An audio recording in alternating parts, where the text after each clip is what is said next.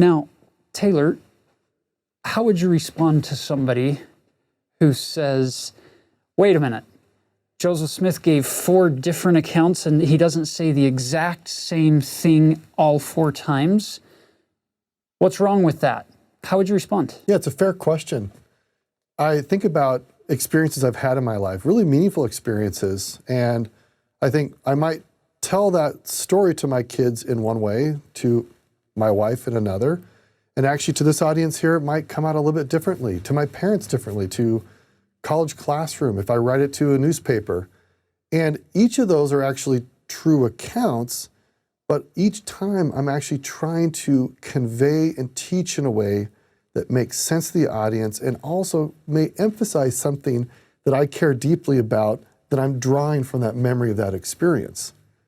Yeah, here's another question to throw in is, have you ever experienced anything in your life where at the time it was a big, powerful experience, but it was only later when looking back on it that you were able to actually connect some of the dots that you hadn't connected in the moment, where you're saying, wait a minute, maybe God was trying to teach me this and this and this as part of that experience there? Yeah, it's absolutely insightful. We all have had experiences like that where we feel an impression or we make a decision, something happens in our lives, and we say, this is what it means.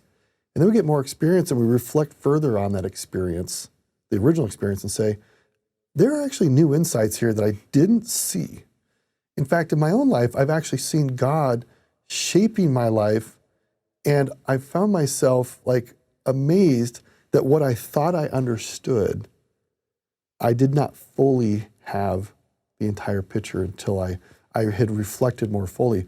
But again, I love that we have all these versions, because it's like, when I go to testimony meeting at church, okay, so I've been in my ward now for more than a decade, and my friends in my neighborhood, I often hear from the same people. And every time they share their testimony of the gospel, sometimes it's a little different. I don't suddenly think that my friends are lying to me. I feel this deep joy of I'm getting new insight about what matters to them. And what I love about all these different versions is that it gives us new insight about what Joseph experienced in the grove. And I wish we had 20 versions. I know.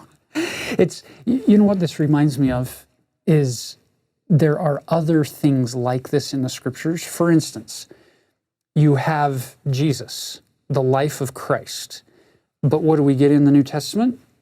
Matthew's view, Mark's view, Luke's view, and John's view.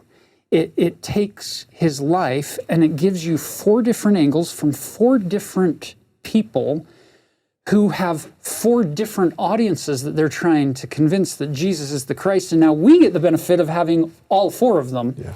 It makes the Savior's life and ministry and those events become more 3-dimensional for us. It becomes more real. You can fill in more blanks. Let's also consider Alma, where he has this transformative experience, and then he actually repeats it several different times in terms of his telling, and there are some interesting, distinct differences that round out and give us new insights about what that experience was when he learned that his Savior would save him. Beautiful. Same thing with Saul or Paul in the New Testament. You get multiple tellings of that experience, and they're not all the same. There's some variation. There are definite similarities, but there's some richness that comes in studying all of those accounts.